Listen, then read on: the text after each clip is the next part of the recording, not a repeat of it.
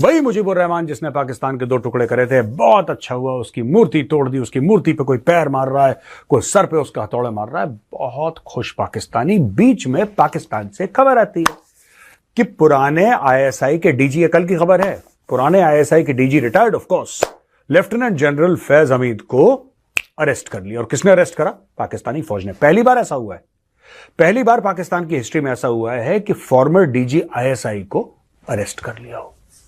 Arrest करा corruption के case में। बोला कि साहब कोई खास XYZ बिल्डर था, आप उसके घर गए, आपने उसको हैरेस करा, उसके दफ्तर गए, उसको हैरेस करा, आपने आईएसआई वाले भेजे, आपने रेंजर्स भेजे, आपने उसके हीरे जवाहरात, सोने चांदी, कैश वैश जो भी था लूट लिया, उसको धमकी दी, एटसेट्रा एटसेट्रा एटसेट्रा। दोस्तों, मैं ये यहां पे कहने के लिए नहीं बैठा कि जनरल फैज हमीद ने ऐसा नहीं करा, क्योंकि वो तो पाकिस्तानी कोर्ट्स डिसाइड करेंगे। अब जितनी भी इफेक्टिव उनकी कोर्ट्स हैं भैया, हम तो कुछ नहीं कह सकते। लेकिन अगर फैज हमीद ने करा भी है तो ये तो कुछ भी नहीं है। पाकिस्तानी जनरल्स ने पाकिस्तान का आईन यानी कि पाकिस्तान का संविधान, कॉन्स्टिट्यूशन फाड़ कर डब्बे में डाल दिया, किसी के बाप ने फिक्र नहीं करी। आपको क्या लगता है? और ये बात मैं एक दो बार पहले बोल चुका हूं, कंट्रोवर्शियल हो चुकी है, दोबारा बोल रहा हूं। आपको क्या लगता है पाकिस्तानियों को यह नहीं पता था कि नेवी सील की जो सील टीम 6 है, जो ओसामा को मारने एबटाबाद आई है, वो टीम, क्या पाकिस्तान को नहीं पता था वो टीम अंदर आ रही है? देखिए, मैं बताता हूं एक बात पाकिस्तानी आर्मी के बारे में। हां, उनका सीनियर जो ऑफिसर कार्डर है वो पूरा का पूरा करप्ट है, इसमें कोई डाउट नहीं है।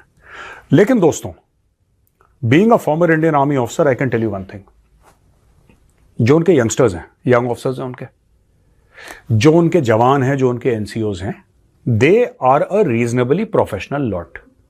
मैंने उनको देख, क्योंकि मैं लाइन ऑफ कंट्रोल पे था, पुंछ में लाइन ऑफ कंट्रोल, गली मैदान, that area, I was there. और 25 इन्फेंट्री डिव के अंदर हमारी ये हमारी बटालियन हुआ करती थी, 25 इन्फेंट्री डिव रजौरी बेस्ड है। दोस्तों, मैं आपको एक बात बताता हूं, उस वक्त भी हम देखते थे, इनके सीनियर ऑफिसर तो कभी पोस्ट में आते नहीं थे, राइट? लेकिन उनकी जो ड्रिल्स थी, चाहे वो पेट्रोलिंग के लिए जाएंगे, चाहे वो कुछ भी करेंगे, they knew their jobs, right? लेकिन क्या है कि Pakistani army, Indian army, they were the same. British Indian army से दोनों का ताल्लुक है।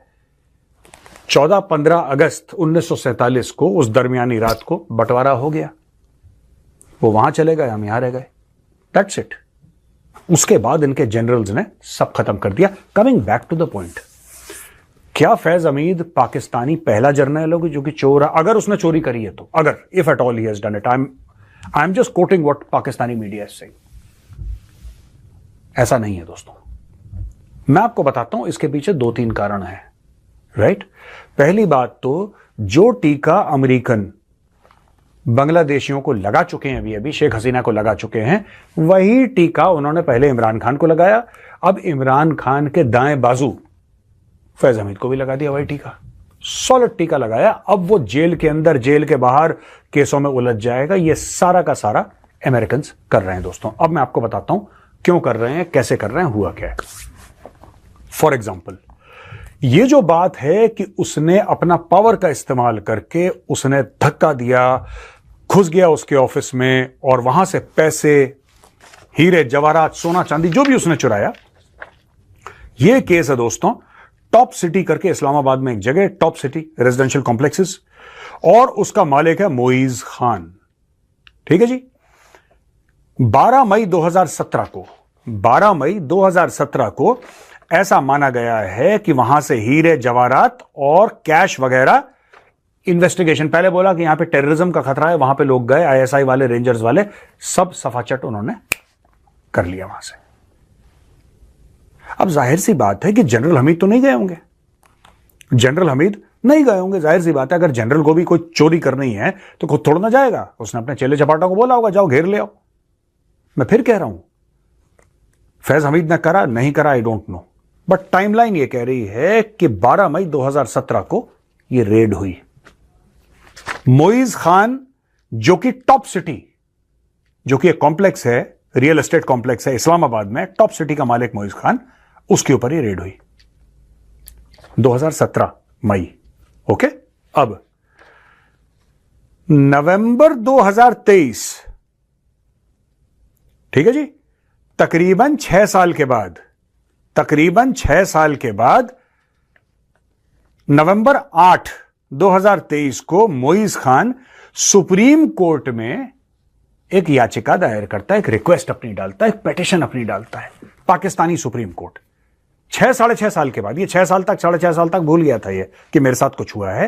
ये 6-6.5 साल के बाद पाकिस्तानी सुप्रीम कोर्ट जाता है कि यार ये तो बड़ा गंदा आदमी है फैज, इसने डाके डाले, इसने ये करा, मिसयूज ऑफ अथॉरिटी करी, ब्ला ब्ला ब्ला ब्ला ब्ला। ठीक है जी। अब दोस्तों अप्रैल 2024 में, यानी कि इसी साल के अप्रैल के महीने में, पाकिस्तानी आर्मी एक इंक्वायरी कमेटी बैठाती है इन्वेस्टिगेट करने के लिए।